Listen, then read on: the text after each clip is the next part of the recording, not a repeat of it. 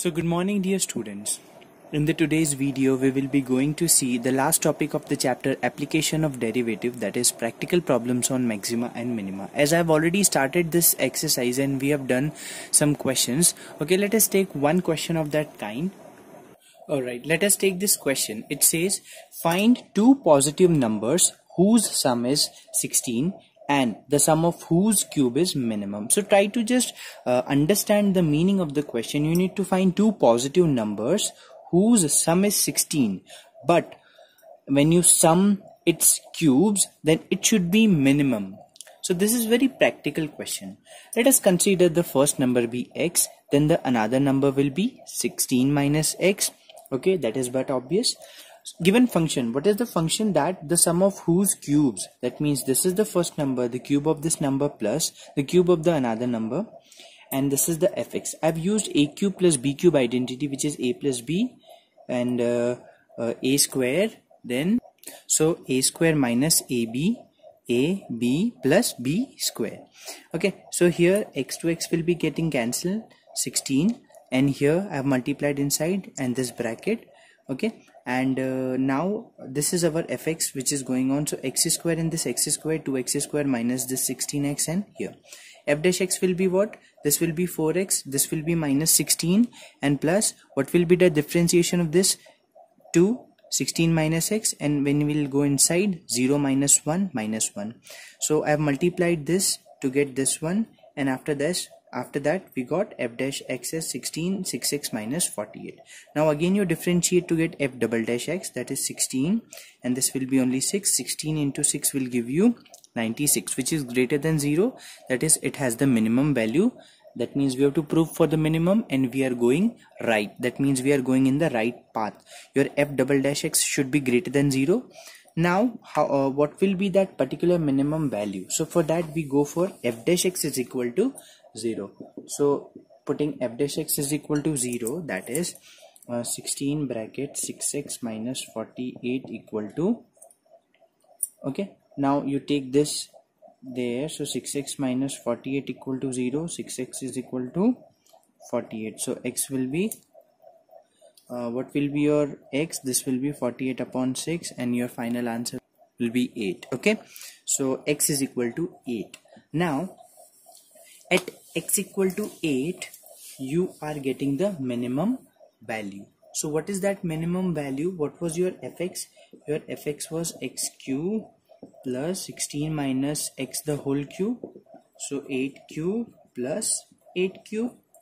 Okay, what will be 8 cube plus 8 cube? That will be your final answer. Okay, now please try to focus on this question. It says prove that all rectangles with given perimeter the square has the largest area. Okay, we have to prove this statement that for all the rectangles with given perimeter the square has the largest area.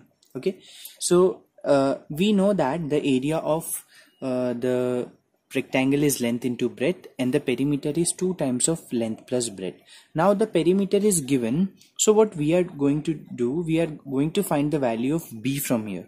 So 2 will come down, l plus b, take l that side, so p by 2 minus l is equal to b. Because why we are calculating from perimeter? Because perimeter is given to us, this is a constant term.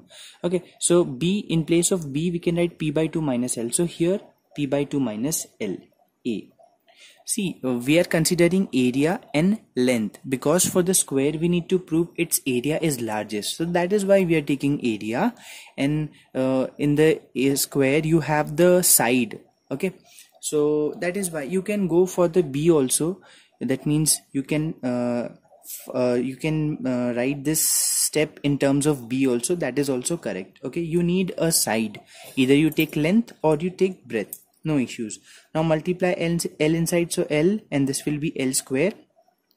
Now differentiate this with respect to l, so dA dl is equal to, this will be p by 2 because you are differentiating with respect to l, so p by 2 minus this will be 2l.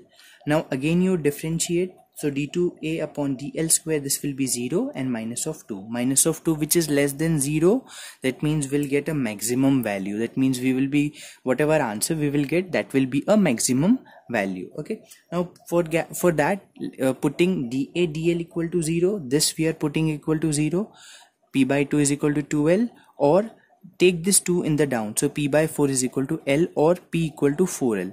When your parameter is equal to 4 into l, that means 4 into side, that means what does it shows? It has a square. Okay, that means if your perimeter is 4 into length, then what does this means? The perimeter of square is what? 4 into side, and it is saying that your perimeter will be 4 into L when it is maximum, so it has the largest square, that means largest area square. Are you getting?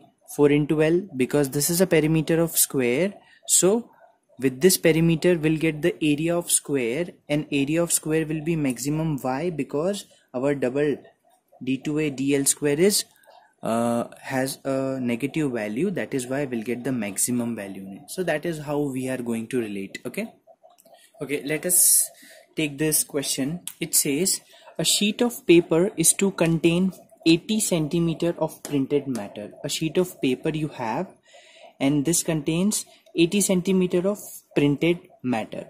The margin at the top and bottom are 2 centimeter each, and the side 1 centimeter each. Find the dimension of the sheet which requires the maximum area of printed matter. We have to find the maximum dimension. That means we want to find the dimension of this particular sheet which requires the maximum printed matter. That means the printed matter should be maximum. So we need to find that the dimension, that how much dimensions we can take. So as the area of page is x into y, I have considered x as length and y as breadth.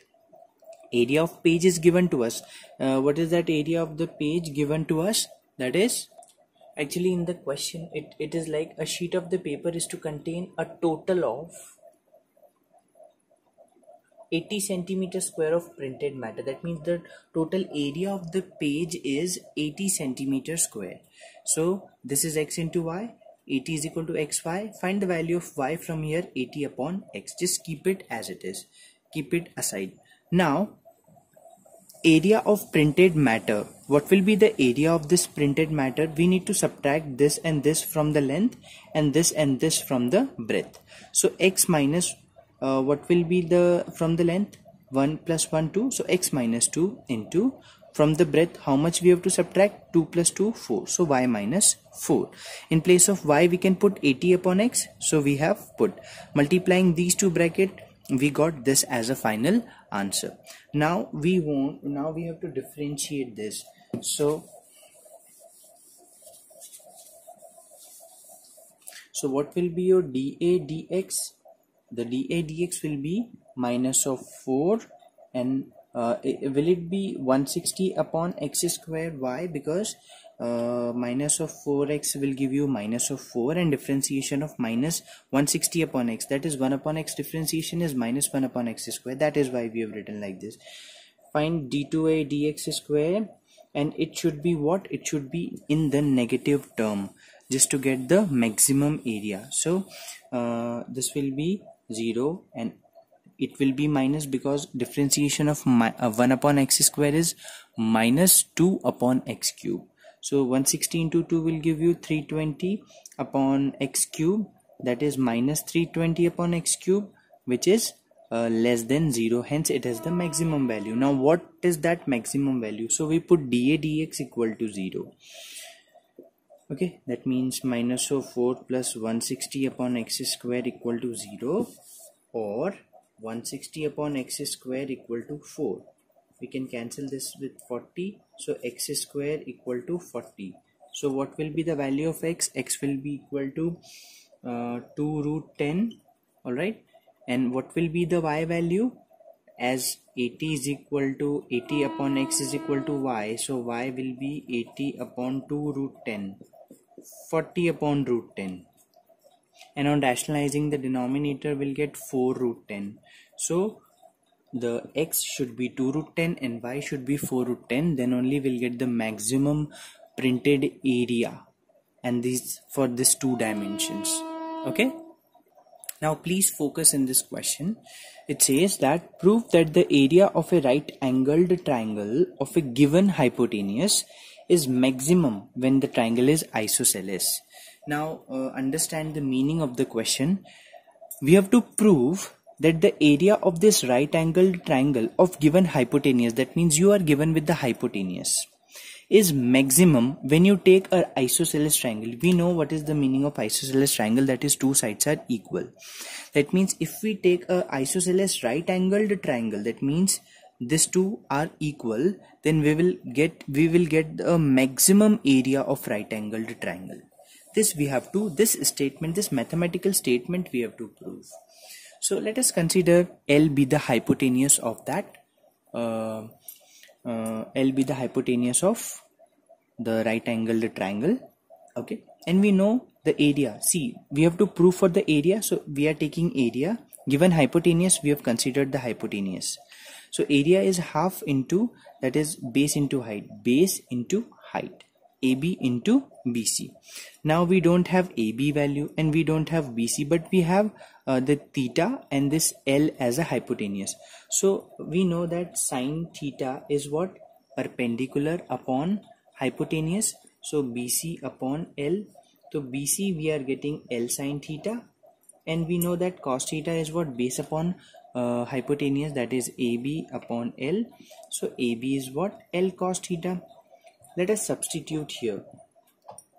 1 upon 2 into AB is L cos theta, and this BL is L sine theta. I'm rubbing this. Okay, this is the part of solution you have to mention, but I'm rubbing this one. Okay, you just understand.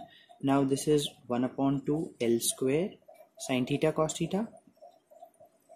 Okay, let us make it simpler. Sine theta cos theta, we know 2 sine theta cos theta is sine 2 theta. So I'm multiplying 2 here and this here also 2. So it becomes 4. 2 sine theta cos theta will give you sine 2 theta upon 4. So what is your area? A is equal to L square upon 4 to sine 2L. Now what you do? You have to differentiate. As we have the function with us, what is the function?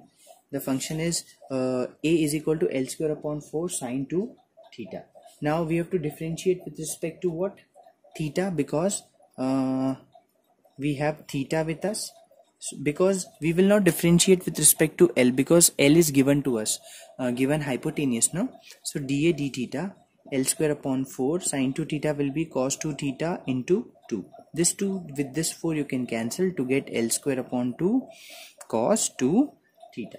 Now you just check for the d2a d theta square. This will be L square upon 2. Cos theta is what? Minus of sine 2 theta into 2. 2 with this 2, you got minus of L square sine 2 theta.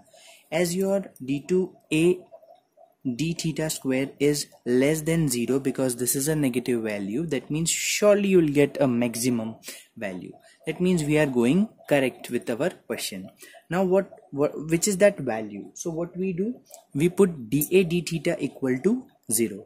So just put dA dL theta equal to 0. That is L square by 2 cos 2 theta equal to 0, or it's just cos 2 theta equal to 0. Now when you get cos 2 theta equal to 0, how you get 0? At cos pi by 2.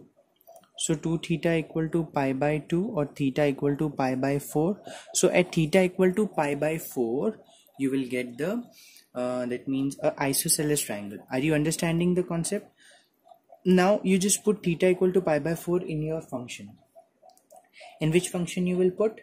That is for getting the maximum value, because at this point you are getting the maximum value, right? So what was your function? Your AB was L cos theta and BC was L sine theta. So AB is equal to L into cos theta is what? Cos 45 is 1 upon under root 2. BC is what? L into 1 upon under root 2 sine 45 1 upon. Your AB is L upon root 2. Your BC is also L upon under root 2. They both are same. So what do you mean by this? These two are same. This is isosceles triangle.